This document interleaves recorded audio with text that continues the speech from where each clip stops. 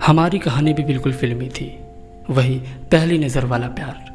तो शायद इसी कारण मेरे मन के किसी कोने में एक उम्मीद थी कि शायद मेरी कहानी का अंत भी फिल्मों जैसा ही होगा, सुखद।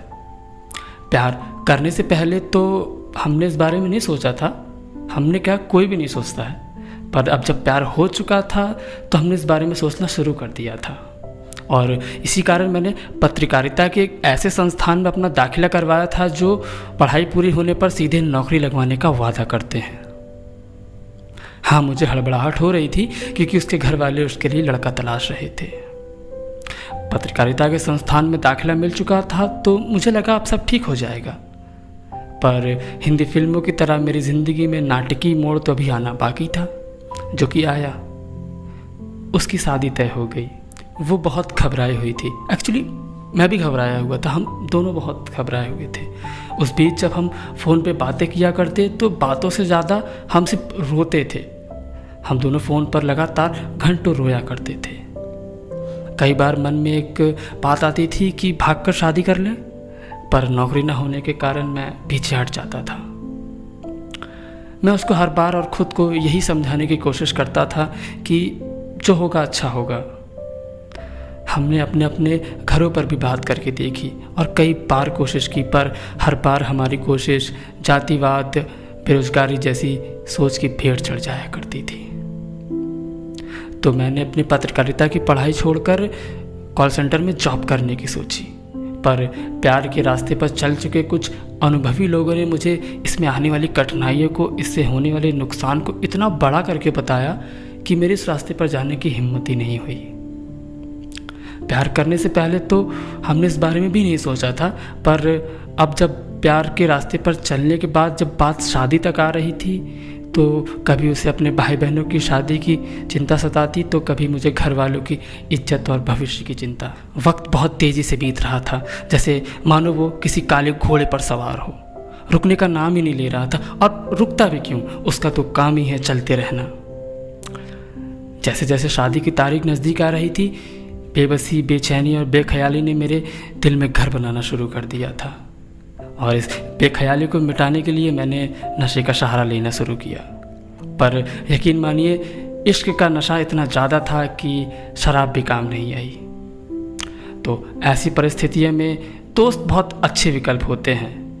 मैं भी कुछ दोस्तों के पास गया और मुझे कई सारे सुझाव भी मिले, पर अधिकतर सुझाव वही होते थे जिन्हें मैं पहले सोचकर निष्क्रिय कर चुका होता था।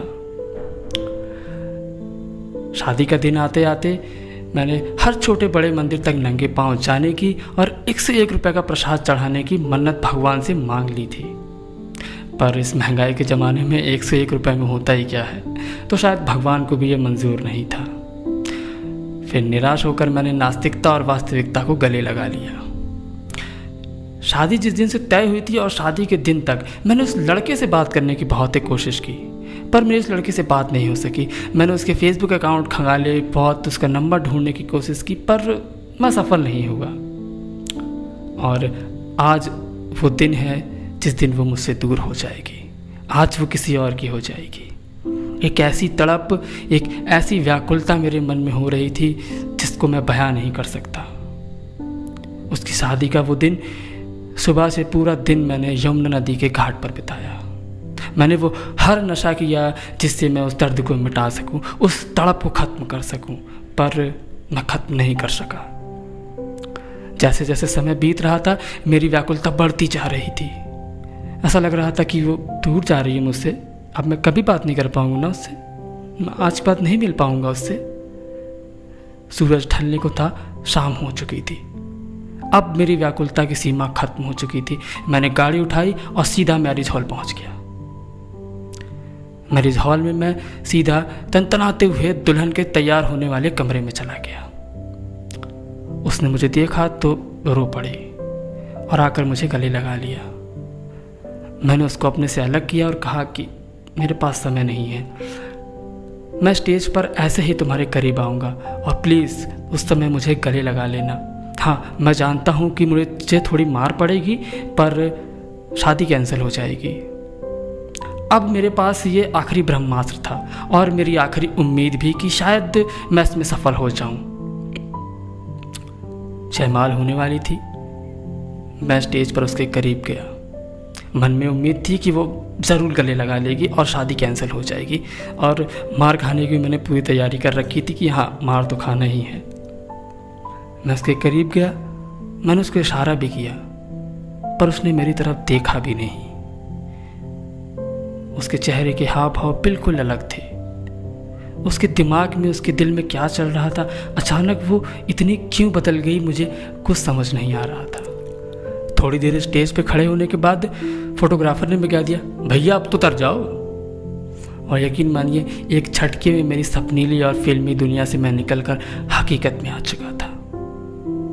मेरी आंखों के सामने वो किसी और की दुल्हन बन चुकी है।